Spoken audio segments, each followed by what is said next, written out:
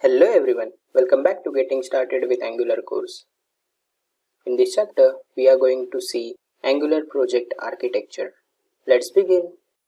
I have opened same project that we have created in Create New Angular Application chapter. We created this project using ng-new e-commerce command. And it is look like this. It has multiple folders and files. Now we are going to take a closer look at each and every file and folder. First, we will begin with file structure. We can see that there are 3 folders and other are configuration files. First thing is E2E folder. It is responsible for keeping end-to-end test cases written in Protractor. Then Node Modules folder. npm install all the dependencies in Node Modules folder. Then SRC folder. Over here you can see all the Angular application related files. Then you can see tslint.json, which will be used by tslinter, tsconfig.json that have TypeScript configuration. Then readme.md, package.json have all the dependencies, and karma.config.js have unit testing configuration. Angular.json have Angular CLI configuration. That is what about the file structure. And next is CLI configuration, which resides in angular.json file. Let's have a look at it. Let's open angular.json file. You can see that there are various options. The default project is the project name that you have provided in ng-new command. And then you can see a projects option. Let's open that and you will see that there is only single project that exists, e-commerce. If there are multiple projects, then you will see a list of projects in this projects object. Let's open e-commerce object. You will see that there are multiple options, out of which project type stands for which kind of project it is. It can be either application or library. So for now it's application, that's why application is here. Schematics option, we will look at it in a moment. Then root. Root is nothing but where this project resides. So it is residing in main folder, that's why we have not specified any path.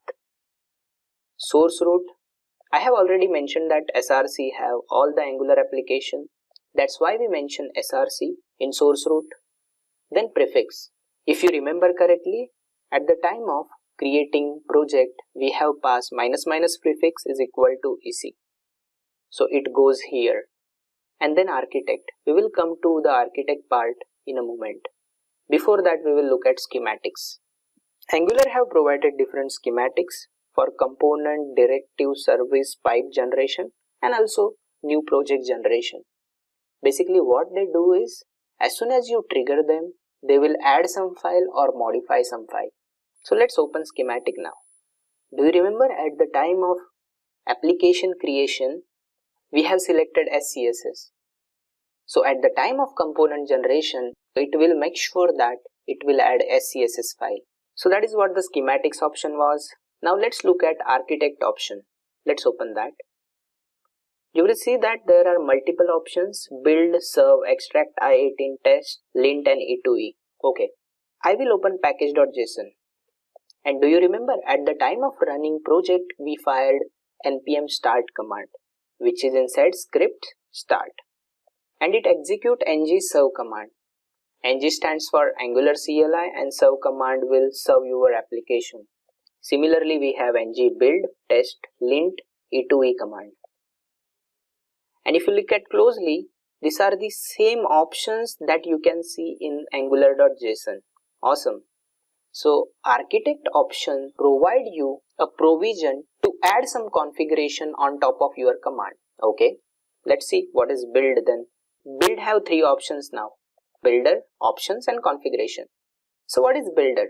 Whenever any command execute, Angular internally uses builders to execute the command, and they generally resides inside Angular dev kit package. So for build command, it execute build Angular. While executing that build, if you want to specify a default options, then you can just specify those options in here, like output path, index, polyfill and all. We are not going into the depth of options. We will see this option soon. And then configuration. If you have any environment level configurations like UAT, dev, prod, then you can specify those options here. For now we only have productions configuration. So that is what architect options look like.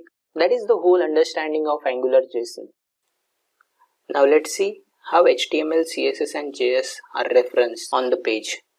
When you run npm start command, you can see that application running on localhost 4200. We did not know how CSS and JS are bounded together, so that we are seeing the application. Let's understand how HTML, CSS and JS are bounded using Angular CLI. In Angular.json, open projects, then e-commerce. Then let's go inside the architect option and open build. Inside build, let's focus on the options property. You can see HTML file is referenced in index option. So that is how the HTML file is taken from src/index.html. Then there is main file, which is main.ts is here. Polyfill.ts, which is making sure that the code will work on older browser. Then tsconfig for TypeScript configuration, and styles will be taken from style.scss, which is here. That's how HTML, CSS and JS bounded together. I hope in this chapter you have understood Angular project architecture completely. Thank you for listening. See you soon in next chapter.